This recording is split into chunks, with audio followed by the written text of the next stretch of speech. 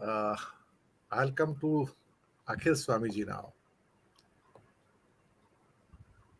One question about his article actually today in Indian Express. In second round, I'll take up that one. Oil supplies to the North Korea. I'll take in second round, sir.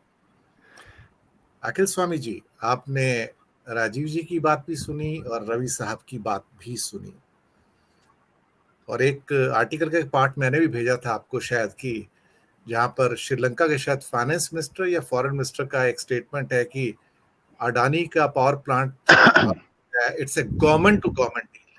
The word used is government to government deal in that article. It was the Foreign Affairs Minister. It was Sri Lanka's Minister of Foreign Affairs. Either Foreign Affairs or Finance Minister, either of them, I think. No, it was Foreign Affairs Minister Ali Sabri. Ali Sabri. He says it's a government to government deal actually. Yeah. Rafael भी government to government ही था. Every deal is government to government. Rafael में भी एक आता government to government. Gun to government deal. So every deal is government to government. So that is very convenient thing to actually stave off any kind of you can say allegations. अखिल स्वामी जी, आपने राजीव जी की बात सुनी, रवि साहब की बात सुनी. कहानी और उलझ गई है, क्योंकि जिनको इन्वेस्टिगेशन करनी है वो इन्वेस्टिगेशन कर नहीं रहे हैं, और जो इन्वेस्टिगेशन करने जा रहे हैं उन्हें इन्वेस्टिगेशन करनी आती नहीं है. मैं आपको सच बता रहा हूं, ये वो कोई इन्वेस्टिगेटर थोड़ी है साहब जिनको एससी ने मैंडेट दिया कि they are the finest people from the industry. They are finest people, I admit. I am also admirer for Nandar Nilekani and Kamath Sahab and other people. I admire them. लेकिन वो investigators नहीं है साहब. आप उनको investigators का दर्जा नहीं दे सकते. ये कहानी कहाँ जाती हुई दिखाई दे रही है स्वामी जी? अगर पीएमएलए के चार्जेस आप या बाकी जो चार्जेस हैं उनके खिलाफ, उसके लिए जो एक कॉम्पिटेंट एक अथॉरिटी होती है जो करती है, वो ईडी है. अगर वही पिक्चर में नहीं है तो फिर everything is a sham, I believe. Akhil Swami ji, आपकी टिप्पणी, आपकी ऑब्जर्वेशंस. देखिए दिनेश जी, राजीव जी ने जो बात कही 1/3 बात करके उन्होंने फाउंडेशन तैयार कर दी डिस्कशन की. रवि जी ने पूरा 2/3 पूरा कर दिया, अब 1/3 मेरे लिए बचा है. मैं इतना निराशावादी नहीं हूं. मैं सर्कमस्टेंशियल एविडेंस की बात नहीं कर रहा हूं, मैं डॉक्यूमेंटल एविडेंस की बात कर रहा हूं. और दो बड़े प्रबुद्ध लोग यहां बैठे हैं जो कि इस प्रकार के इन्वेस्टिगेटिव इंक्वायरी करते हैं. केवल यह पता चलाना है कि सेबी के रूल के हिसाब से 75% की ही क्या होल्डिंग प्रमोटर्स के पास है, 25% की क्या रिटेल इन्वेस्टर्स के पास होल्डिंग है. और मैं ये दावे से कह सकता हूं, अगर रवि जी इसकी इंक्वायरी करेंगे, जो शेयर ट्रांसफर एजेंट है उसके पास जाके, जो उसके पास पूरे शेयर होल्डर्स की डिटेल्स होती हैं, उनके एड्रेसेस होते हैं, उसमें यह पता चलेगा कि जो रिटेल इन्वेस्टर दिखाए गए हैं वो फेक एड्रेसेस हैं और एक झुग्गी के अंदर 20-20 लोग होंगे, मेरा अंदाजा है. जो पहला चार्ज है वो ये है कि जो मॉरिशस बेस्ड कंपनीज, जो इनकी खुद की कंपनीज ने पैसा यहां भेजा है, वास्तविकता में जो प्रोमोटर होल्डिंग है उनकी सिस्टर कंपनीज और पॉलिटिकल पार्टीज का पैसा लगा हुआ है, वो 95% है. और क्योंकि रिटेल इन्वेस्टर के पास जो फ्री फ्लोटिंग स्टॉक्स हैं केवल 2-3% हैं, इसलिए मार्केट कभी 10% ऊपर चला जाता है, कभी 20% नीचे चला जाता है, क्योंकि रिटेल इन्वेस्टर है नहीं. पहली बात. दूसरी बात जो राजीव ने कही कि सारी जो फॉरेन डेट्स इन्होंने ले रखे हैं वो विदेश से ले रखे हैं. इसीलिए आप देखिए रोज इकोनॉमिक टाइम्स में सारे अखबारों में आ रहा है कि सब फॉरेन डेट वापस कर रहे हैं, वापस कर रहे हैं, वापस कर रहे हैं. क्यों वापस कर रहे हैं? क्योंकि अब ये मुद्दा हिंदुस्तान का नहीं है, ये विदेशी धरती के अंदर भी केस लड़ा जाएगा. और कोई भी आदमी जाके मॉरिशस से पता चला सकता है, गवर्नमेंट तैयार करने के लिए बैठी है सहयोग, कि वहां पे जो मॉरिशस बेस्ड एक ऑफिस के अंदर कंपनी है, ये शेल कंपनीज हैं, या वास्तविकता में इनका सोर्स ऑफ इनकम क्या है और इनका कितना % इन्वेस्टमेंट इसमें लगा हुआ है. जो बैंक से पैसा उठाकर, और एक प्रबुद्ध लोग बैठे हैं, एक चीज और पूछता हूं, चाहे वो बैंक ऑफ बड़ौदा हो, चाहे पंजाब नेशनल बैंक हो, चाहे LIC हो, उनके बोर्ड ऑफ डायरेक्टर से उनके शेयर होल्डर्स को और उनके जो जिन्होंने उनमें पैसा लगाया है, ये पूछने का अधिकार है. अगर कोई शेयर मार्केट के अंदर 3200 रुपए में ऑफर हो रहा है और उसको 1700 रुपए का सेकेंडरी मार्केट में प्राइस है, तो उसको इनके लोगों ने, किन लोगों ने दस्तखत करके 3200 रुपए में FPO में पैसा लगवाया, जबकि FPO बाद में कैंसिल हो गया, अलग मुद्दा है.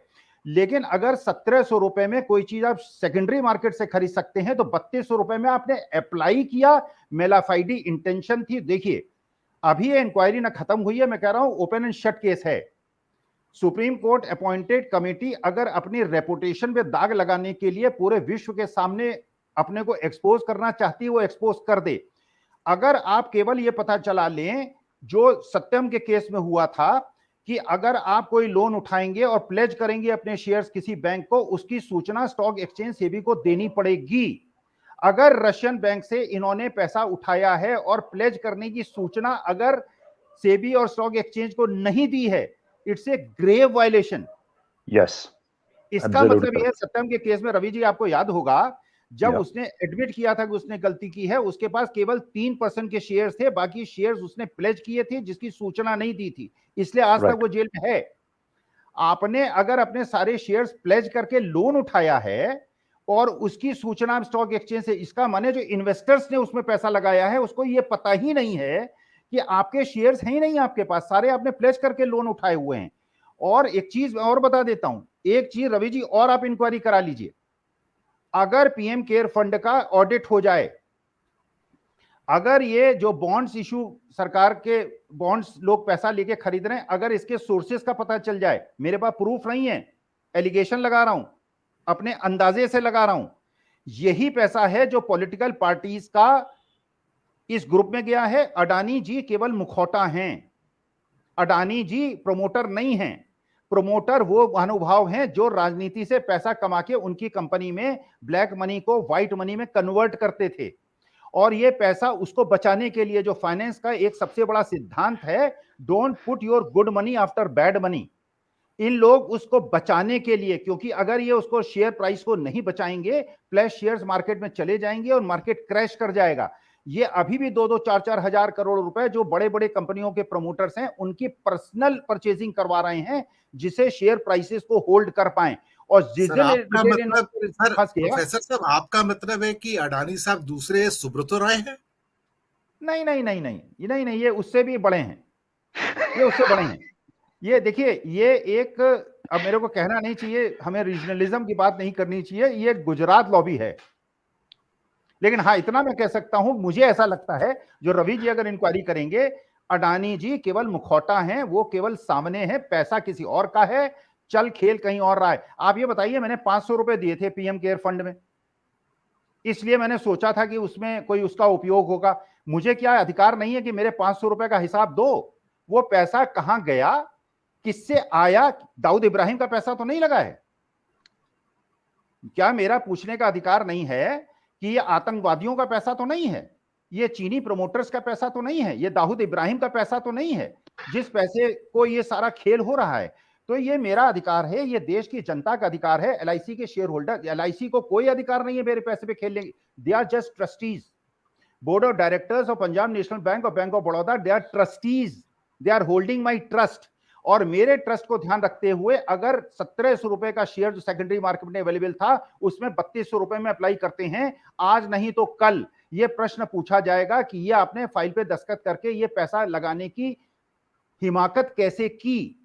इसीलिए तो अंबानी जैसे लोगों ने या बाकी लोगों ने वो अपने प्राइवेट फंड में से वो खरीदा है, वो अपने जो कंपनी का फंड था वहां से नहीं खरीदा। अदरवाइज कंपनी के जो लोग हैं पूछते थे कि मेरा पैसा है, मेरे पैसे से आप 1700 में मिलने वाला शेयर 3200 में कैसे खरीद रहे हैं? तो private money has been used sir for that. नहीं, लेकिन आज भी देखिए, आज भी ये जो पैसा लग रहा है, ये पैसा केवल पॉलिटिशियंस का पैसा लग रहा है, जो उन्होंने 2024 के इलेक्शन के लिए तैयार किया था, एक बहुत बड़ा कॉर्पस तैयार किया था। अगर वो 90% कॉर्पस डूब गया है, अगर उसको बचाने की कोशिश नहीं करेंगे तो 100% डूब जाएगा। 2024 के लिए पैसा नहीं बचेगा, क्योंकि सारा पॉलिटिशियन का पैसा वहां पाग्ड था और वो बॉन्ड्स के माध्यम से आता था, वो पीएम केयर फंड के माध्यम से। पीएम केयर फंड अगर प्राइवेट फंड था तो मैं पैसा क्यों देता? मैं तो समझा था कि प्राइम मिनिस्टर ऑफ इंडिया का एक सरकारी फंड है जिसका उपयोग और उसका सोर्स ऑफ फंड का मुझे पता चलेगा, इसलिए मैंने 500 रुपए लगाए थे। तो मैं तो अपने 500 रुपए का हिसाब मांगूंगा, लोग अपने लाखों रुपए का हिसाब मांगे ना मांगे, मैं तो मांगूंगा।